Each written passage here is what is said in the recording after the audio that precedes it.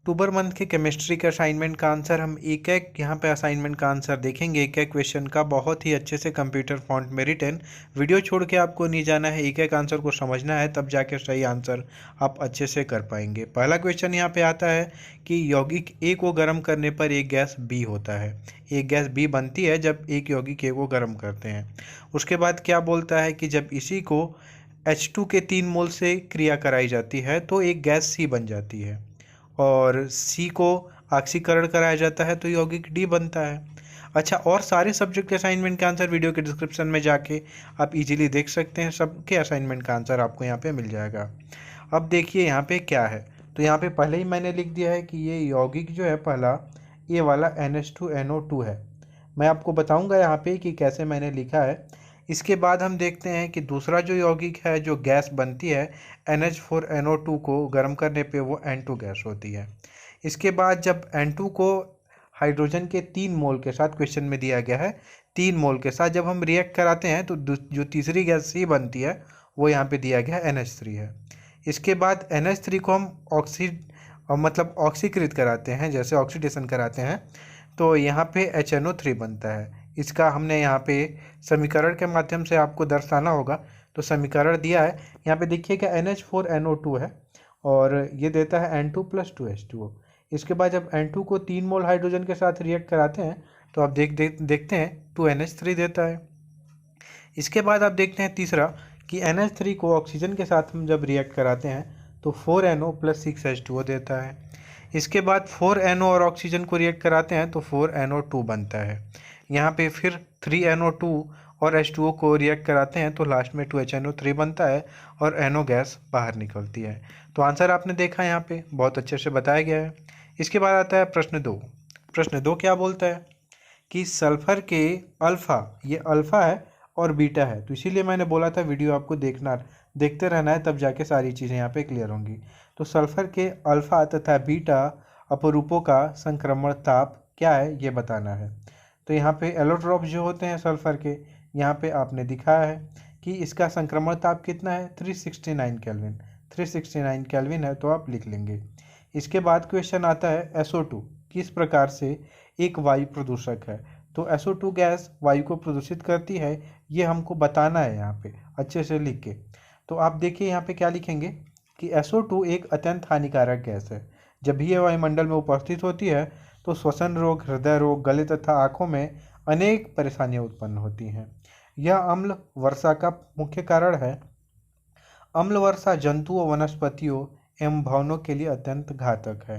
अब यहाँ पे देखिए अम्ल वर्षा से संबंधित प्रकाश रासायनिक अभिक्रियाएं निम्न है। यहाँ पे रासायनिक अभिक्रियाएं भी आप लिख सकते हैं, बहुत अच्छे से यहाँ पे लिख दिया गया है कि SO2 पे जब एनर्जी आती है, सन की रेज पड़ती है तो SO2 कैसे चेंज होती है, फिर SO2 O2 के साथ रिएक्ट करती है और फिर SO3 बनाती है। इस तरह से ये इक्वेशन यहाँ पे दिए गए हैं, आप इनको लिख के दिखा सकते हैं और लास्ट में H2SO4 बन जाता है। तो इस प्रकार हम बोल सकते हैं कि जो SO2 है एक घातक वायु प्रदूषक है। तो जो भी डाउट हो आप ज़रूर कमेंट करके बताइए इस वीडियो के कि आपको ये वीडियो कैसा लगा। आप कमेंट करते हैं तो हमको मोटिवेशन मिलती है। आप ज़रूर कमेंट करिए और चैनल को सब्सक्राइब करके रखिएगा, क्योंकि यहाँ पे इम्पोर्टेंट क्वेश्चन 2022 में होने वाले एग्ज़ाम के लिए, बोर्ड एग्ज़ाम जो आपके होने वाला है, यहाँ पे आपको प्रोवाइड किए जाएंगे, तो आपके लिए बहुत बेनिफिशियल है।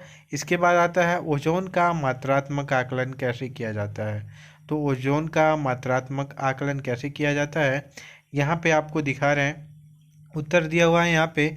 जब ओजोन पोटेशियम आयोडाइड के अधिक के, जिसे बोरेट बफर pH 9.2, देखिए यहाँ पे क्या बोल रहा है कि पोटेशियम आयोडाइड को उसके बोरेट बफर जिसका pH है 9.2 के साथ बफरीकृत करते हैं तो अभिक्रिया करती है तो आयोडीन उत्पन्न होती है।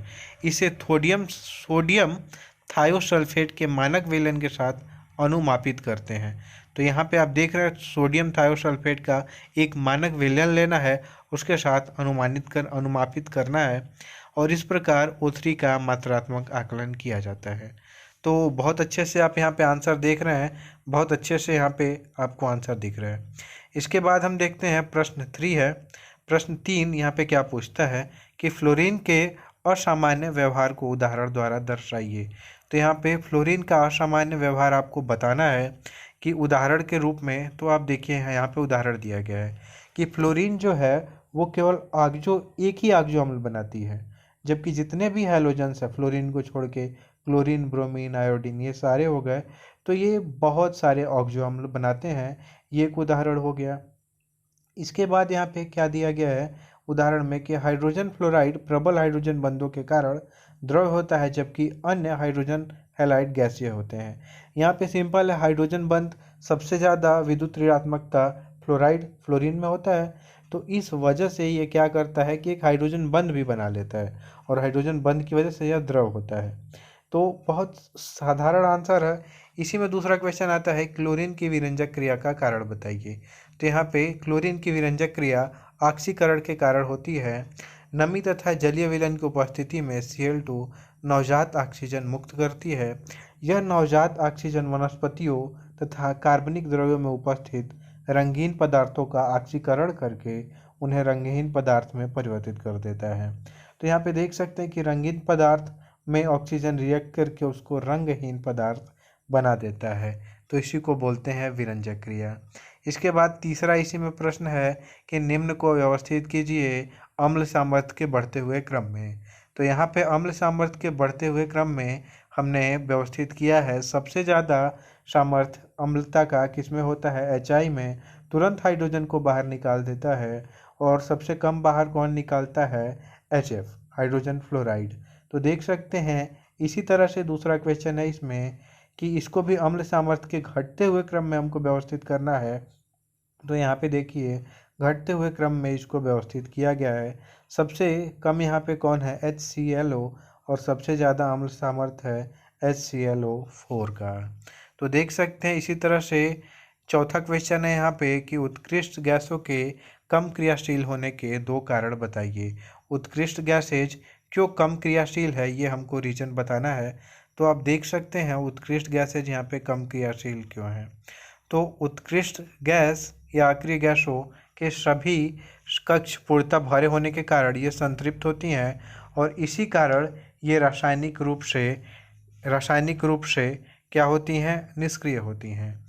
इसके बाद क्वेश्चन आता है, इन तत्वों के आयनन विभव अस्थायी इलेक्ट्रॉन कक्ष होने के कारण उच्च होते हैं। अच्छा देखिए आप यहाँ पे एक चीज़ देखिएगा, जो भी रिएक्शंस दिए गए हैं आप ध्यान दीजिएगा। यहाँ पे जैसे HClO4 है तो 4 नीचे है, ClO3 नीचे है। आगे भी बहुत सारे रिएक्शंस आप देखेंगे तो 4 को उसके साथ नहीं लिखना है, ये टाइपिंग फॉर्मेट है। जैसे आप यहाँ पे देख रहे हैं H2O, तो ये H2O है, यहाँ पे आपको ध्यान देना है, और तब जाके आपको इनके आंसर्स को अच्छे तरीके से लिखना है। तो आप देख सकते हैं बहुत अच्छे तरीके से हर एक आंसर को लिखा गया है, और यहाँ पे जो भी CG बोर्ड से रिलेटेड सपोर्ट होता है वो आपको यहाँ पे प्रोवाइड किया जाता है। आपको किसी भी सपोर्ट की ज़रूरत हो तो आप डेफिनेटली कमेंट करके बताइए। इन वीडियोज़ को शेयर करिए उन बच्चों के साथ जिनको इसकी ज़रूरत है, और यहाँ पे आपको जो भी सपोर्ट की ज़रूरत होगी हम यहाँ पे आपको प्रोवाइड करेंगे बहुत ही अच्छे तरीके से। तो चलिए अपने क्वेश्चन को अटेंड करते हैं। यहाँ पे क्वेश्चन कौन सा था, क्वेश्चन नंबर 4 था। ये सारे आंसर आपको लिखने बहुत अच्छे तरीके से एकदम कंप्यूटर फॉन्ट में दिया गया है। डिस्क्रिप्शन चेक करिएगा। और उत्कृष्ट गैसों के बारे में पहला पॉइंट यहाँ पे दिया गया था कि उत्कृष्ट या अक्रिय गैसों के सभी कक्ष पूर्णतः भरे होने के कारण ये संतृप्त होती हैं, और इसी कारण रासायनिक रूप से निष्क्रिय होती है। इसके बाद यहाँ पे लिखा गया है, इन तत्वों के आयनन विभव अस्थायी इलेक्ट्रॉन कक्ष होने के कारण उच्च होते हैं, अतः ये रासायनिक क्रिया में भाग नहीं लेते हैं। तो यहाँ पे आपको समझ में आ गया होगा कि कक्ष पूर्णतः भरे हैं, इसी वजह से वो किसी के साथ रिएक्ट नहीं करेगी। आप तो जानते हैं कि अंतिम कक्ष में 8 इलेक्ट्रॉन होने चाहिए, और इनके होते हैं। इसके बाद दूसरा क्वेश्चन आता है कि हीलियम को गोताखोरी के उपकरणों का प्रयोग क्यों किया जाता है। तो गोताखोरी में हीलियम का प्रयोग किया जाता है, आप यहाँ पे पढ़िए, समझिए कि आधुनिक गोताखोरी के उपकरणों में हीलियम ऑक्सीजन के तनुकारी के रूप में प्रयोग की जाती है। यहाँ पे तनुता बनाए रखे, क्योंकि रुधिर में इसकी विलेयता बहुत कम है, और जिससे ऊपर आते समय गोताखोरों को कोई समस्या नहीं आती है। उच्च दाब से अक्सर निम्न दाब में जब भी कोई गोताखोर आता है तो अन्य किसी भी गैसेज को, नाइट्रोजन वगैरह को आप डालेंगे तो बुलबुला उत्पन्न करती है, जो मानव शरीर में श्वसन को प्रभावित कर सकती है। तो आंसर हमने यहाँ पे देखा है। इसके बाद आता है NF3 एक ऊष्माक्षेपी यौगिक है, परंतु NCl एक ऊष्माशोषी यौगिक है। तो यहाँ पे आप देख सकते हैं कि NCl3 एक ऊष्मा एंडोथर्मिक यौगिक है, क्योंकि N और Cl परमाणुओं के आकार में बड़े अंतर के कारण इसकी उच्च गठन की एंथैल्पी होती है। यहाँ पे एंथैल्पी आप लिखिएगा, और यह बड़ा अंतर NCl बॉन्ड को कमज़ोर बनाता है, जबकि NF3 में परमाणुओं के आकार इतने भिन्न नहीं होते, इसलिए NF बॉन्ड मजबूत होता है और इस प्रकार यह एक एक्सोथर्मिक यौगिक होता है। तो आंसर हमने देखा। चलिए देखते हैं कैसे इसके PDF को आप डाउनलोड कर सकते हैं। असाइनमेंट के आंसर के PDF को डाउनलोड करने के लिए आपको गूगल पे जाके सर्च करना होगा cgbasicsupport.in। उसके बाद आपको इस वेबसाइट पे जाना होगा, इसको नीचे स्क्रॉल करना होगा, ऑप्शन दिखेगा आपको असाइनमेंट 2021-22, उस पर क्लिक करके सभी सब्जेक्ट के असाइनमेंट के आंसर के PDF आप इजीली डाउनलोड कर सकते हैं।